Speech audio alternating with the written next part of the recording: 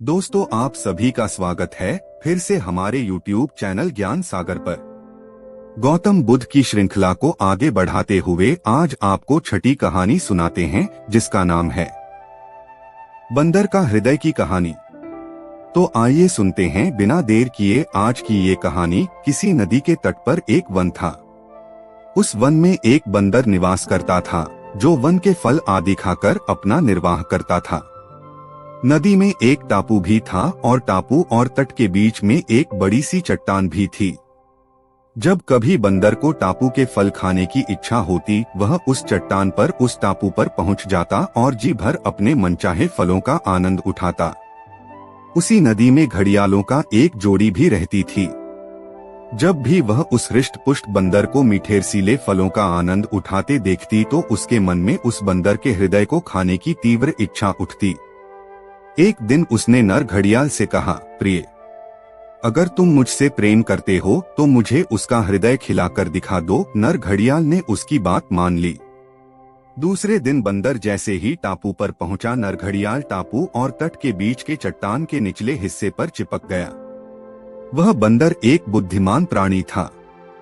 शाम के समय जब वह लौटने लगा और तट और टापू के बीच के चट्टान को देखा, तो उसे चट्टान की आकृति में कुछ परिवर्तन दिखाई पड़ा। उसने तत्काल समझ लिया कि जरूर कुछ गड़बड़ी है। तथ्य का पता लगाने के लिए उसने चट्टान को नमस्कार करते हुए कहा, हे चट्टान मित्र, आज तुम शांत कैसे हो? मेरा अभिवादन भी स्वीकार नहीं कर रही हो। घड़ियाल ने समझा, शायद चट्टान और बंदर हमेशा बात करते रहते हैं, इसलिए उसने स्वर बदलकर बंदर के नमस्कार का प्रत्युत्तर दे डाला। बंदर की आशंका सत्य निकली। बंदर टापू में ही रुक तो सकता था, मगर टापू में उसके निर्वाह के लिए पर्याप्त आहार उपलब्ध नहीं था। जीविका के लिए उसका वापस वन लौटना अनिवार्य था। अत अपनी परेशानी का निदान ढूंढते हुए उसने घड़ियाल से कहा, मित्र, चट्टान तो कभी बातें नहीं करती। तुम कौन हो और क्या चाहते हो? दंभी घड़ियाल ने तब उसके सामने प्रकट हो कहा, ओ बंदर, मैं एक घड़ियाल हूँ और तुम्हारा हृदय अपनी पत्नी को खिलाना चाहता हूँ। तभी बंदर को एक युक्ति सूझी। उसने कहा, हे घड़ियाल, बस इतनी सी बात है तो तुम तत्काल अपनी मुख खोल दो। मैं सहर्ष ही अपने नश्वर शरीर को तुम्हें अर्पित करता हूँ। बंदर ने ऐसा इसलिए कहा कि वह जानता था कि जब घड़ियाल मुख खोलते हैं तो उनकी आंखें बंद हो जाती हैं।